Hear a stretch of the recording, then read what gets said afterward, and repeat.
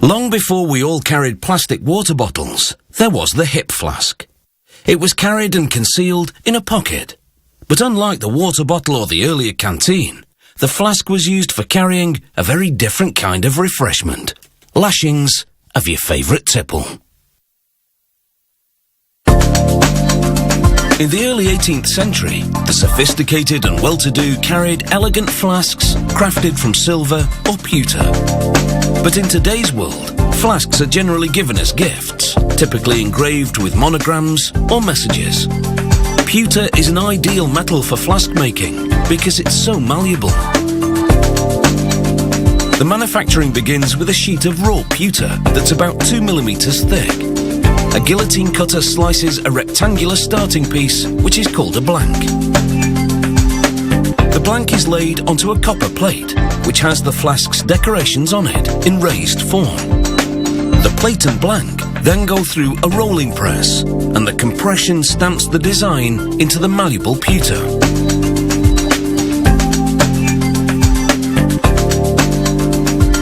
The decorated blank goes into a hydraulic press, fitted with forming dies, and in a single strike, the blank is shaped into half a flask. A trim press clips off the excess pewter around the perimeter. Repeating the entire process produces the other half of the flask, and the two parts are soldered together. Some flasks are styled manually. A metalsmith heats the blank with a gas torch to make the pewter pliable, and then wraps it around a flask-shaped aluminium block.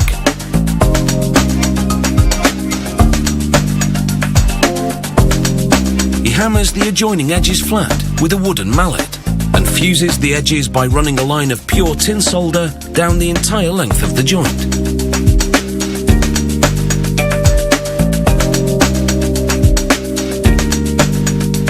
On another press, workers stamp out pewter sheet rectangles which will complete the flask's shape.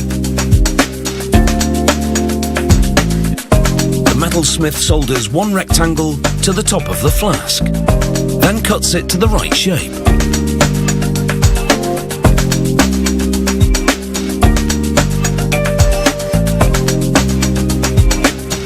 A pewter thread is then added to make the cap.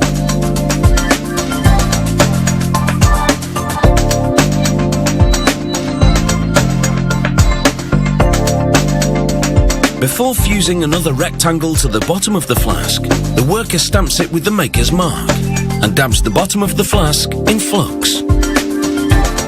Flux is a chemical which helps solder run smoothly without globs. The bottom is then soldered to the flask, and the craftsman contours it.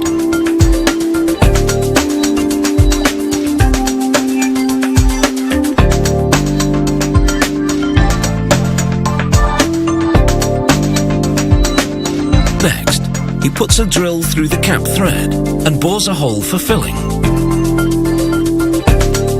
Then, with an abrasive belt, he grinds all the solder seams flat, making them barely visible.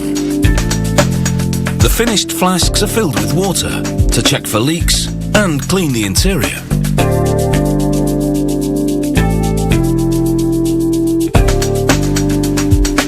Pewter caps are then screwed on.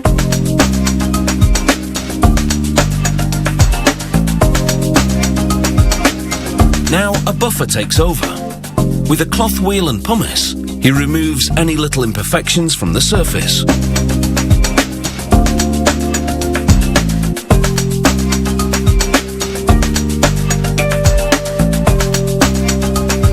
Once the buffing's complete, the flasks go through a wash cycle to clean off pumice residue. Now the finishing touch. A polisher shines up the pewter until it has a reflective mirror finish.